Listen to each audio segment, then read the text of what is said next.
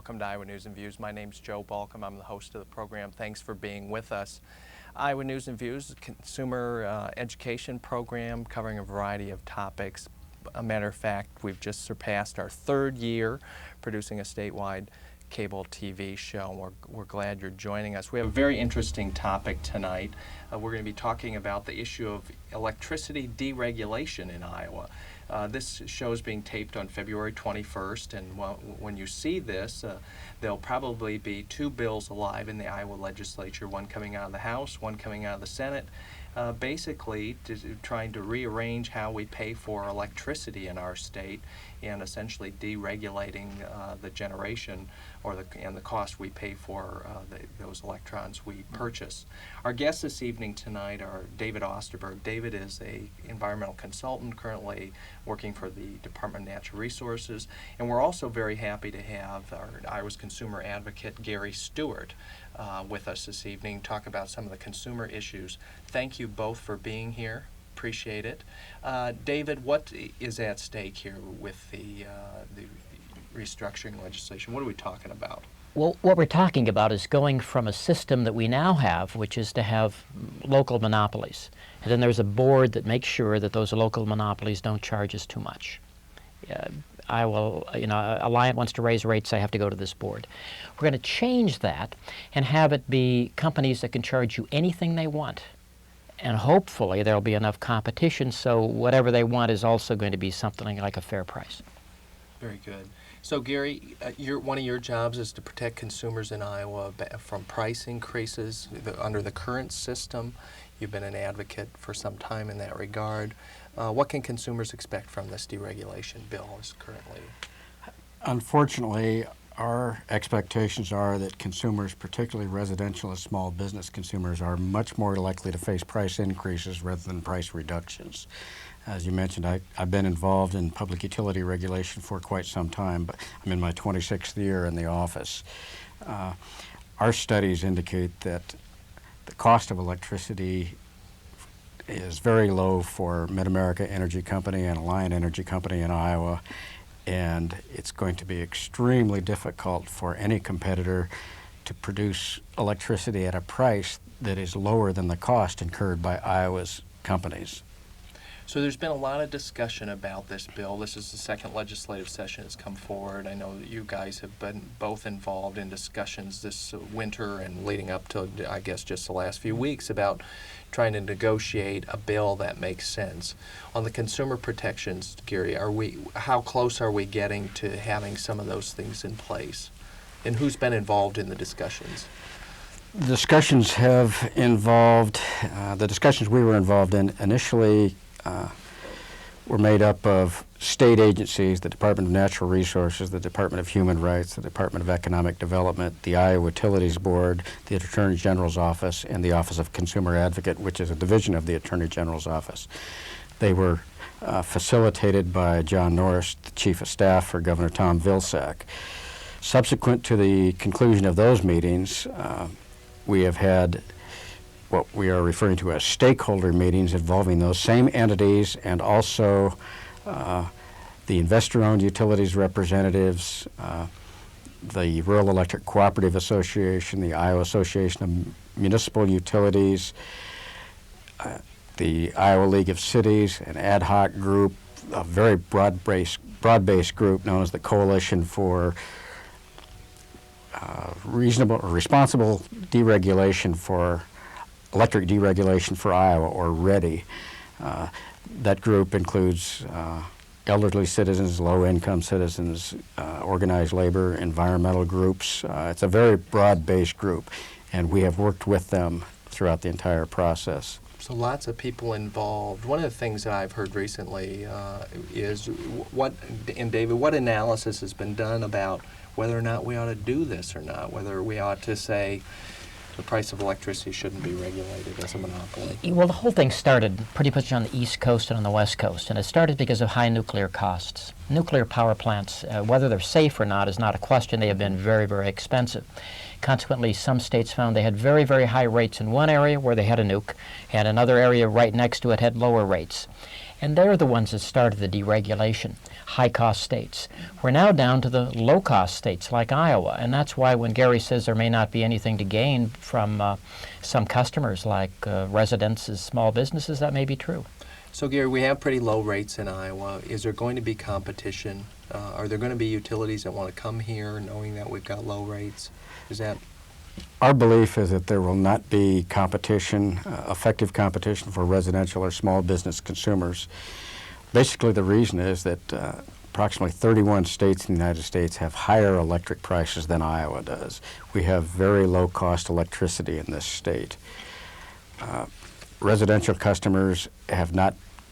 and small business customers have not been an attractive customer group in the states which have restructured, despite the fact that those states have much higher costs than Iowa.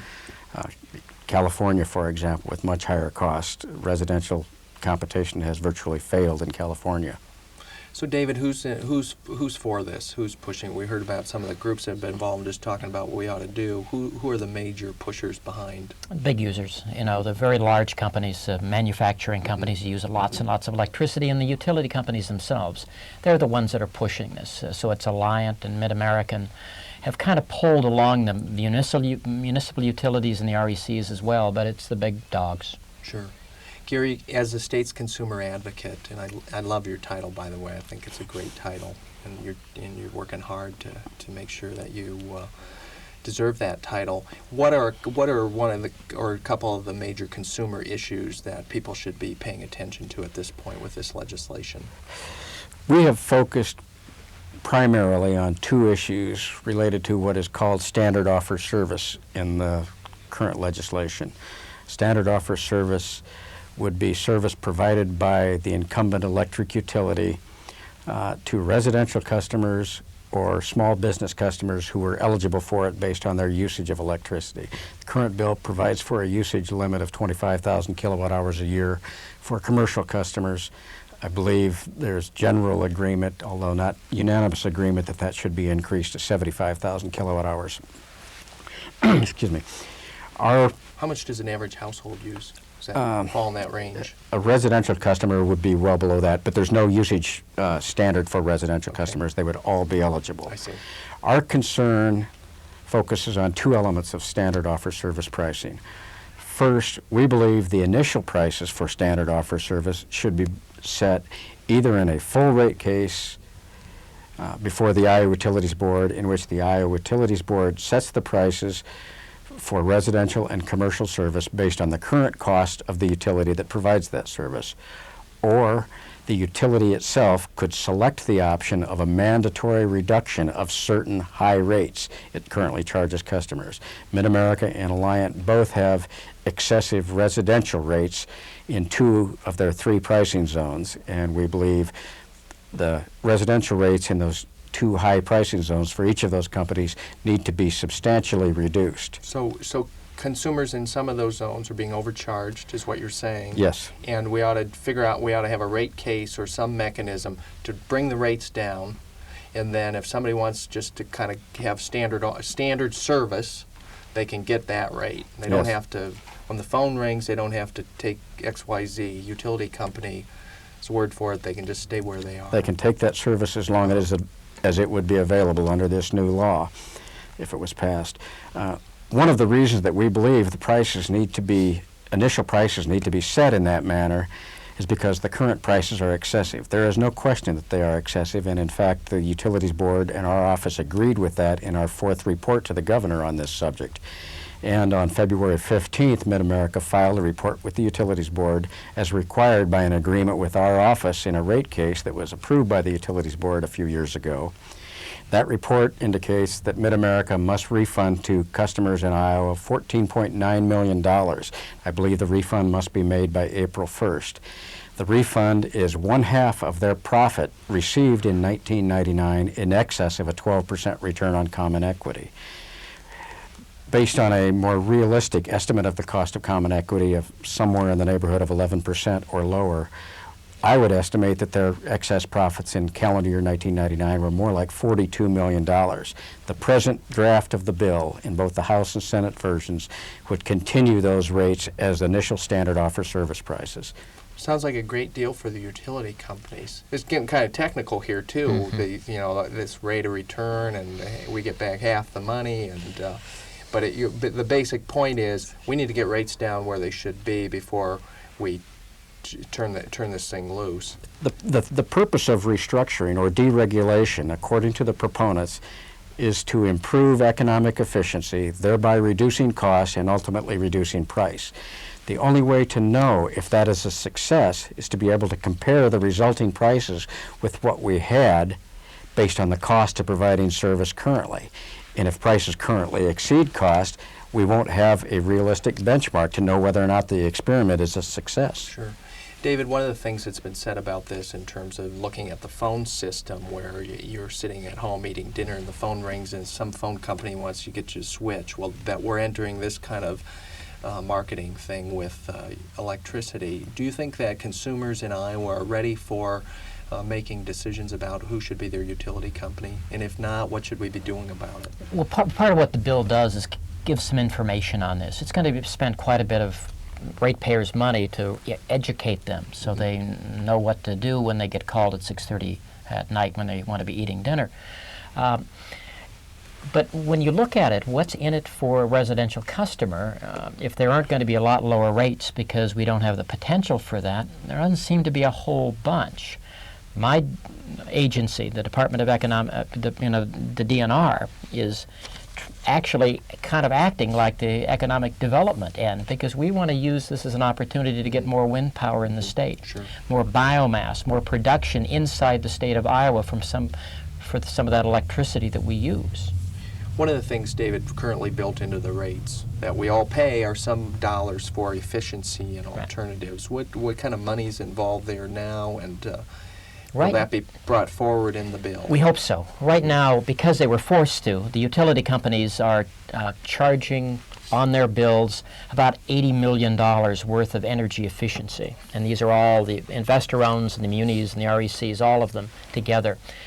We would continue charging about that much money, but it would go partly to low-income people, partly to energy efficiency, only about half as much to energy efficiency, and the rest to trying to make sure that things like wind power and biomass happen in the state. So what the DNR amendment is, it says that you, as a company that's going to serve Iowa customers with electricity, you have to have 10% of your energy coming from renewable sources. You have to have spending that goes to energy efficiency, so when those high bills come in, the customer has some alternative rather than just pay whatever the rate is. They can at least start becoming more energy efficient. Mm-hmm. One of the issues, obviously, is the alternative energy. Right now, Iowa, we get, about 2.5% of our energy from Again, alternatives? forced on the utility companies. Right. They've never done any of this stuff on their own without the state legislature in Iowa asking for it. So that decision was made, in the early 90s and by the legislature, and then the utility board recently, just in the last, 4 or 5 years, said, you better do it. Better do it. And that's why this last year, 1999, 2 big wind farms came on, and that's why we have 2.5% of our energy. Before those 2 wind farms, we had 0.5% of our energy coming from renewable sources. So Iowa, I understand, is about 3rd in the nation in the production of alternative energy? Wind, just wind. Just in wind, Mm-hmm. Okay. So Gary, in terms of the consumer piece on alternative energy, is this something that Consumer Advocate your office is supportive of? Yes, as a matter of fact, before the Senate Commerce Committee today, I urged the committee recommended to the committee that the bill would be dramatically improved with the adoption of amendments proposed by various parties participating in the process, and in particular the DNR proposed amendments for energy efficiency programs and renewable energy funding and a renewable portfolio standard. Although those programs will cause Iowa customers to have to pay the cost, the customers will be receiving something for that cost. They will be receiving energy efficiency. They will be receiving a better environment.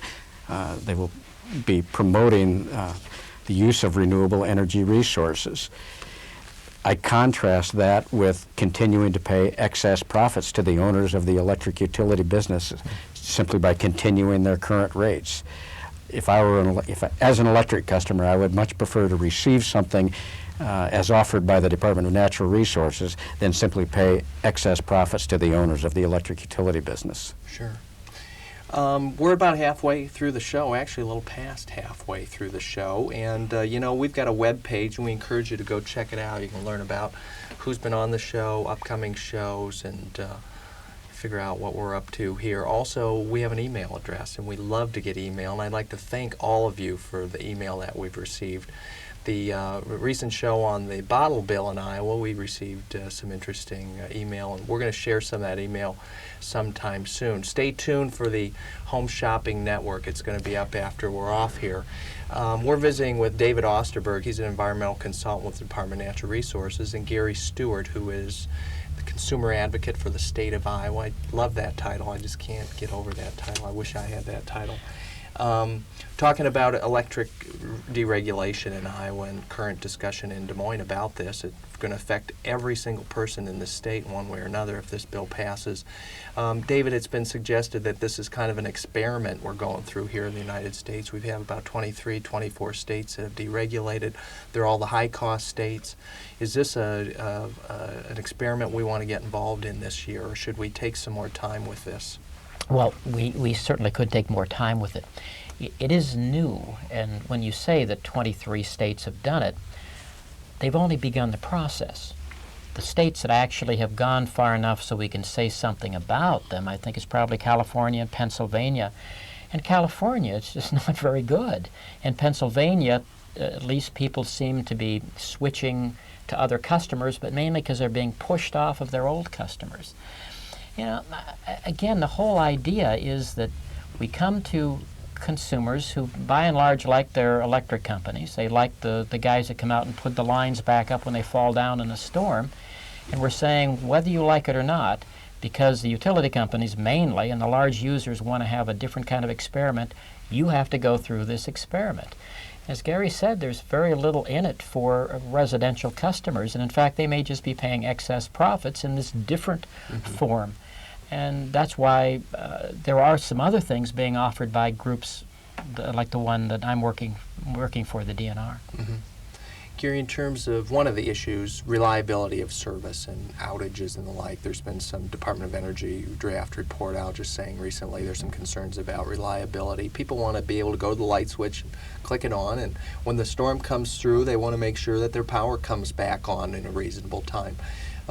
What's your sense about the potential for service to be degraded under a deregulated environment?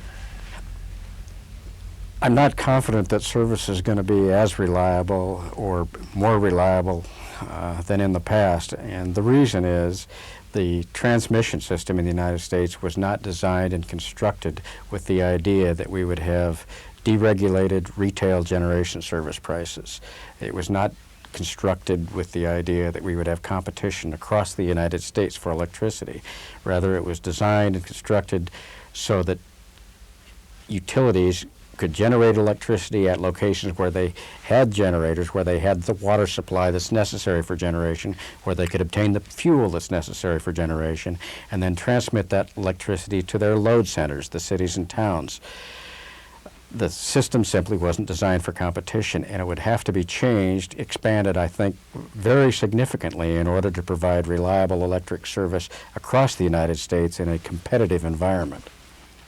David, back to the alternative energy piece. We've got about 2.5% now. There's a big fight going to happen between the utilities, environmentalists, DNR, about what the standard ought to be. Should it be a regular 7.5%, 10%, or should somehow the state be involved in subsidizing wind power, for example? What's going to happen? Well, we hope what will happen is that the governor's going to intervene on the side of the environment in this. That's what we're hoping, because we're not sure that we can get through either house what we're asking for. Although we have a lot more hope for the Iowa Senate. We want to, when it comes to alternatives, what we want to do is mandate that all these companies have to have a certain portion of their electricity, and it'll start out about 4% in 2005. It'll raise up to about 10% by 2010 if we get our bill. That can happen. That happens in two ways. First of all, you mandate that the companies have to do that, and then you subsidize the production of that energy at the same time. And working on the supply side and the demand side both, we think we will get to those levels, and we'll get to them pretty cheaply. The utilities don't want to have any kind of mandate at all, and they say they'll just spend lots and lots of money. Of course, the money they want to spend normally would have gone to energy efficiency, which has a bigger payoff. Mm-hmm. On the efficiency side, we currently are spending in the neighborhood of 50 million a year. Yeah, about $40 million $40 a year million. right now. It's been higher in the past, and utilities have been moving away from energy efficiency as they got ready for this deregulation. And this has been happening all over the United States. If you go back to about 1995, that was sort of the peak of many, many states requiring their utilities to go in and do something about energy efficiency, just like we did in the state of Iowa.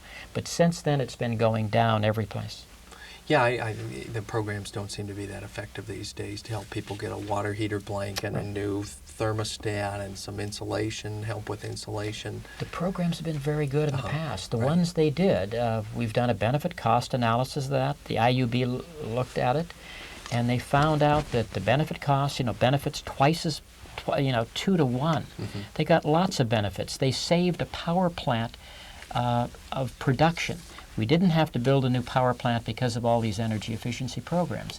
And yet, the people who did them, even though the utilities did them, they seem to be turning away from them and telling us that, well, with competition, we don't need any of this kind of stuff because the wonderful market's going to produce everything. Just wait and see.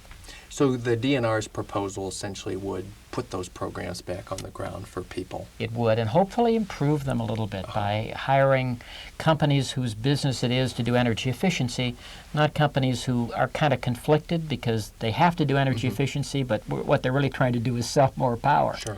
We give the kind of companies in there that really know how to reduce energy, and we think with even less money than they used to spend back in the mid-90s, we're going to get more energy efficiency.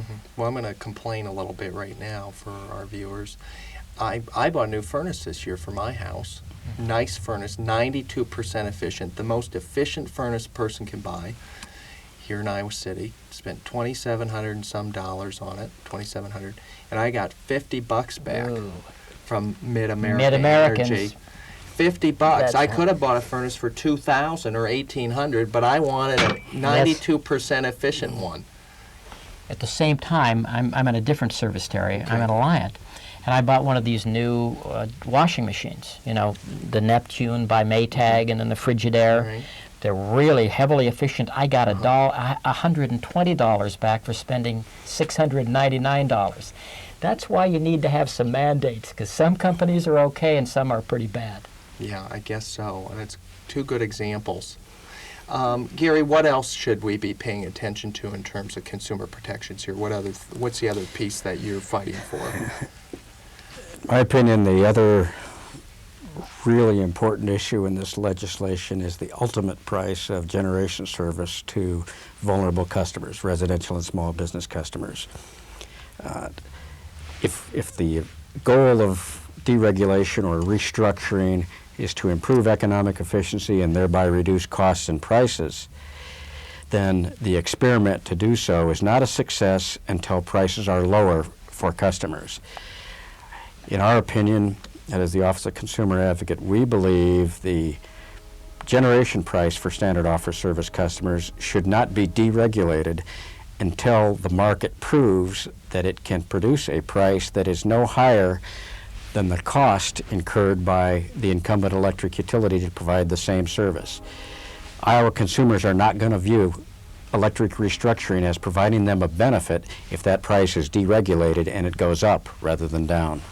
I see. So we're down to about the last few minutes here. In terms of the political piece of this, I mean, I don't know, you guys spend some time around this, not to get too political here, but we're going to debate this over the next few weeks, I assume, and things have to move in order to stay alive. The session's cruising right along. Who are going to be the key players or in terms of seeing something happen or not happen, David? For the stuff the DNR wants, there are several Republican senators who are pretty good on wind.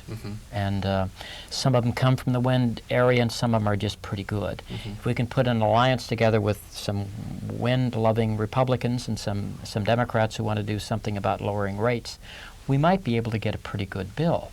We don't have much hope in the House, frankly. But the whole point is, at the end, the governor has to sign or not sign this bill. So we're putting our marbles on Governor Tom Vilsack.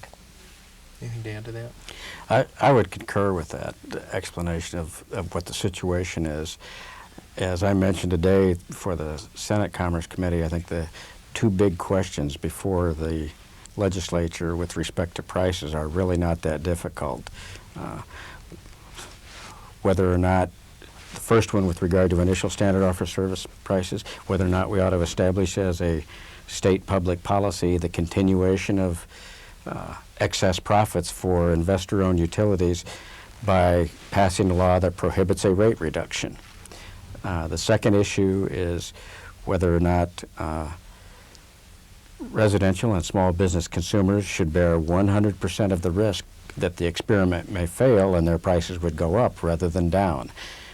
Our proposed price protection would prevent that, and I think that's an appropriate way to deal with the question, to allow residential and small business customers the protection that they want and they need while giving all other customers the choice they seem to want. Very good. Good wrap up. David, finally to you, what can average Iowans do to get involved in this discussion? What's the usual thing?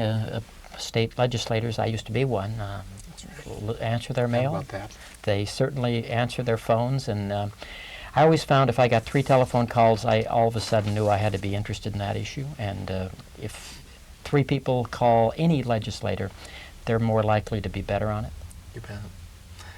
Good close. Appreciate it. Our guests this evening, David Osterberg, Department of Natural Resources, and Gary Stewart, Iowa's consumer advocate, talking about electric restructuring. You've been watching Iowa News and Views. We are glad you joined us. We'll be back again next time. Stay tuned for the Home Shopping Network. And remember, this is just a television program, and what's important is what you do each and every day in your community to make it a better place. We'll see you next time.